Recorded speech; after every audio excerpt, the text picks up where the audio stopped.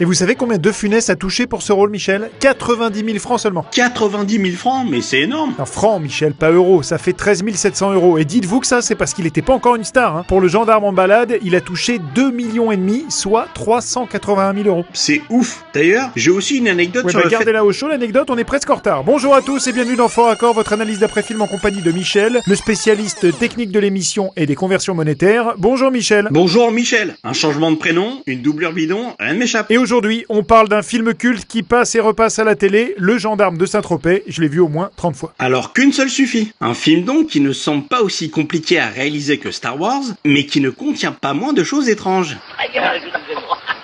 Comme cette veste autonome. C'est quoi une veste autonome? Une veste qui se range toute seule.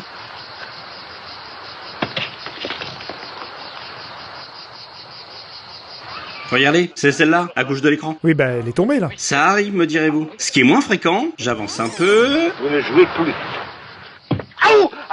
C'est ça. Ah oui, effectivement. Tiens, ça me rappelle un truc que j'avais remarqué en voyant le film quand j'étais gosse. Vous pouvez avancer un peu? Ouais, vous me dites stop. Stop là, ouais, voilà. Attention! Allez. Regardez où est immatriculé la 2 chevaux. 06. Exact, avancez un peu. Voilà, stop. Regardez maintenant. J'ai oublié les papiers à la maison. Laisse-moi faire. Pause juste là. Ah oui. Et si vous mettez les deux plans l'un à côté de l'autre, vous avez vu Michel, même les lettres changent. La vache, j'avais pas vu. Ah ça arrive ça Michel, hein. Il y a un moment bien connu dans la vie où on n'est plus aussi efficace qu'avant. Ah bon? Pourquoi? Ça s'appelle la quarantaine. Ah ouais? Bah c'est ce qu'on va voir. Regardez-moi bien cette scène, et particulièrement le hublot derrière. Ah mais je la connais celle-là. On voit qu'il pleut, mais si vous avancez un peu, bah avancez. Voilà. Nice. Quand il sort, il fait plein soleil. Eh ben dis donc le chien, hein. Celui-là il va nous faire du tort. Pas qu'à vous. Bon, regardez cette séquence dans Ah laquelle... oui, j'adore ça, j'adore. On va voir le fond tourner, mais avant le coup de volant. Juste ici, là. Toi qui as pas la Ferrari. Alors qu'il a pas encore bougé les mains.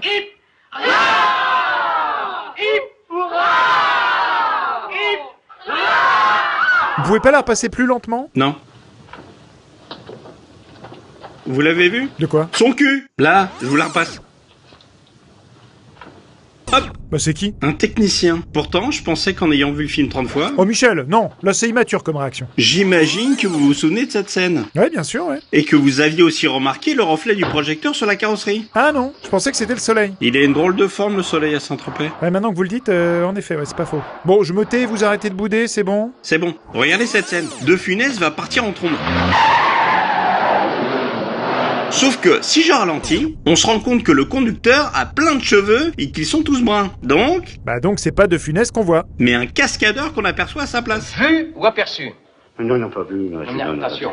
Vu ou aperçu? Il y a une nuance, faites très attention. Peu importe, le résultat reste le même. Maintenant, regardez ce monsieur. Surtout la Nouvelle-Orléans. Je fais pause. Il tient un verre dans la main gauche et une cigarette dans la main droite. Changement de plan. Ça doit être une ville La cigarette passe dans la main gauche pour revenir passionnante.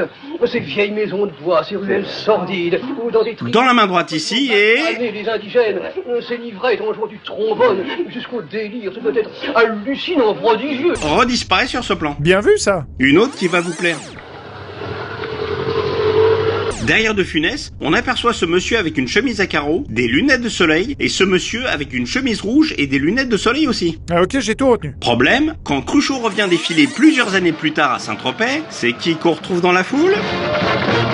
Ici, le même figurant avec sa chemise à carreaux. Et là, le même avec sa chemise rouge mais sans lunettes. Oh alors là Michel, c'est énorme. J'ai rien compris, recommencer. Pas le temps, je termine avec ça. Cruchot! Alphonse! Ouais, mais fallait voir quoi? Bah ça. Cruchot! Alphonse!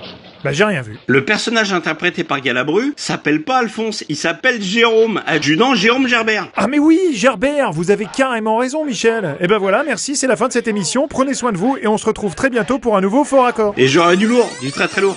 Mais je vous raconte mon anecdote. Ah oui, c'est vrai, bon bah si, c'est pas trop long parce que là j'ai du boulot. Non, c'est pas long. Saviez-vous qu'il y a eu une vraie guerre déclarée entre les touristes et les gendarmes de Saint-Tropez? Qu'est-ce que vous racontez? Je vous jure, dans les années 80, mais ça a duré jusqu'en 2003. Plutôt une guéguerre rigolote. Des gens avaient pris l'habitude de venir crier le nom du personnage de Louis de Funès sous les fenêtres des gendarmes. Quoi, Cruchot? Ouais, Cruchot! Cruchot! Du coup, les gendarmes en ont eu ras-le-bol et se sont mis à répliquer en jetant des bombes à eau par les fenêtres. Vous êtes sérieux, des bombes à eau? Ouais, bon ça c'est à Saint-Tropez. Chez nous, je peux vous dire qu'ils sont moins marrants. Pour un Halloween, je suis allé à notre gendarmerie avec ma cousine. On avait à peine escaladé les grilles qu'on s'est retrouvé 48 heures en cellule de dégrisement alors qu'on avait bu que du coca. Attendez, vous êtes entré par effraction dans une gendarmerie? Oui, déguisé en baignant naturiste. On pensait faire une surprise rigolote. Tenez-vous bien, ça les a même pas fait sourire et en plus, ils nous ont fichés. Vous savez, Michel, vous m'étonnerez toujours de vous étonner qu'il vous arrive autant de problèmes.